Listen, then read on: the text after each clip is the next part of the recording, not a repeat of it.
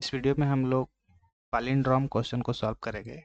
Programme to check whether the given number is palindrome or not. Suppose पहले तो आपको ये समझना होगा कि palindrome नंबर किसे बोलते हैं।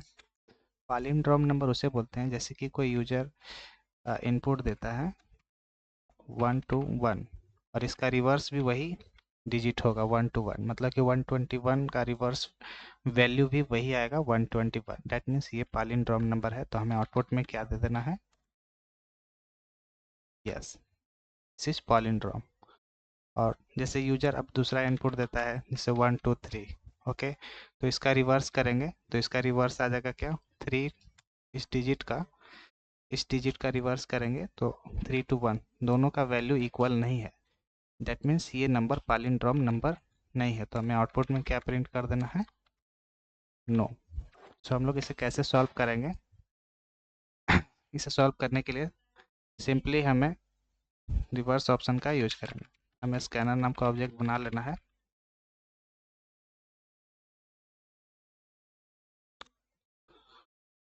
और स्कैनर ऑब्जेक्ट में स्टोर कर लेना है। So we have to print for the user some message, enter some number, enter a number to check whether palindrome or not. So how to check? Simply we are going to use one while loop.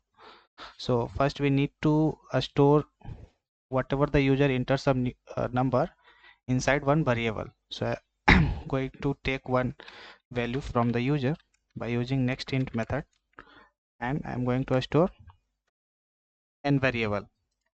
Then we have to check this number palindrome or not.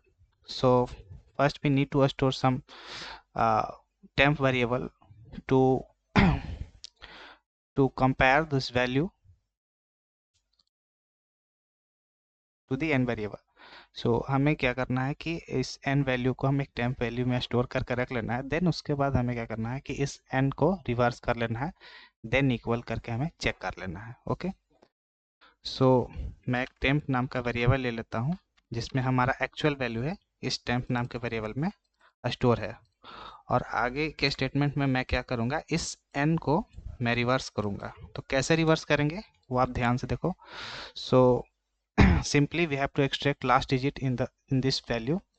I'm going to extract last digit, then extract last digit, and then extract last digit, and after extracting we have to write some logic to store this last value in this way।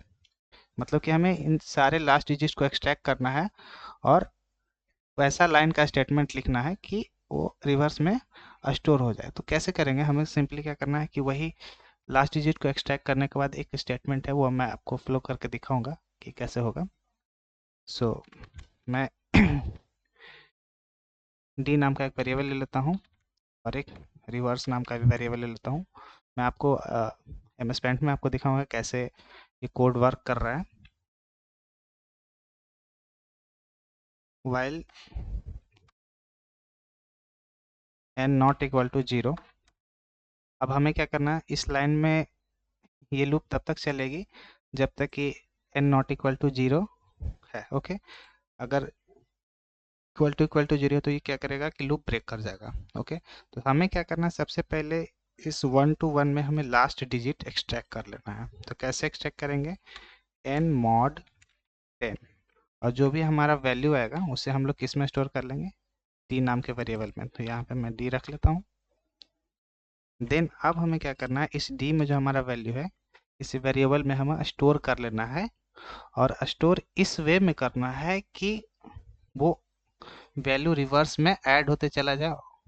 Okay, और reverse में ऐसे store हो कि वो reverse में store होते चला जाए, रिवर्स वे में। ओके, सो उसका लॉजिक ये है कि हम सबसे पहले क्या करेंगे कि जो हमारा डी में वैल्यू आया है उसे हम प्लस कर लेंगे किसके साथ? 10 के साथ मल्टीप्लाई करेंगे किसके साथ? रिवर्स में। और उस ये जो आप कैलकुलेशन होगा सबसे पहले ये दोनों होगा, ये दोनों के बाद डी में जो वैल्यू रहेगा वो स्टोर होकर किसी में चला जाएगा? रिवर्स में। ये स्टेटमेंट ही इस palindrome का एक्चुअल कोड है। ओके, ये स्टेटमेंट मैं आपको दिखाऊंगा आगे कैसे वर्क करेगा।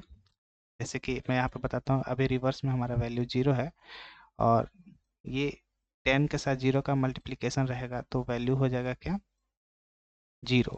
देन उसके बाद डी में क्या वैल्यू आएगा, 1, क्योंकि एन में हमारा वैल्यू क्या एक्सट्रैक्ट हुआ है अभी, डी में हमारा क्या वैल्यू एक्सट्रैक्ट हुआ है, 1, और वो स्टोर हो जाएगा रिवर्स में। तो यहाँ पे हमारा वैल्यू अपडेट हो जाएगा क्या, जीरो के जगह पे 1 हो जाएगा। देन उसके बाद अब हमें क्या करना है कि लास्ट डिजिट एक्सट्रैक्ट करने के बाद ये 2 डिजिट को एन में वापस पास कर देना है, ये लास्ट डिजिट को पास नहीं करना है। तो उसे पास करने के लिए हमें एन से डिवाइड 10 से एन को 10 से डिवाइड करके वापस इसी 10 में स्टोर कर देना है। देन इसमें इस एन में जो वैल्यू रहेगा वो वापस इसी एन में आ जाएगा और ये लूप तब तक चलेगा जब एन नॉट इक्वल टू 0 रहेगा। और देन उसके बाद जो हमारा एन में रिवर्स में जो हमारा वैल्यू स्टोर रहेगा वो रिवर्स वे में स्टोर रहेगा। देन हमें क्या करना है, सिंपली उसे कंपेयर कर लेना है। तो कैसे कंपेयर करेंगे, मैं यहाँ पे टर्नरी ऑपरेटर यूज कर रहा हूँ, टेम्प इक्वल टू रिवर्स।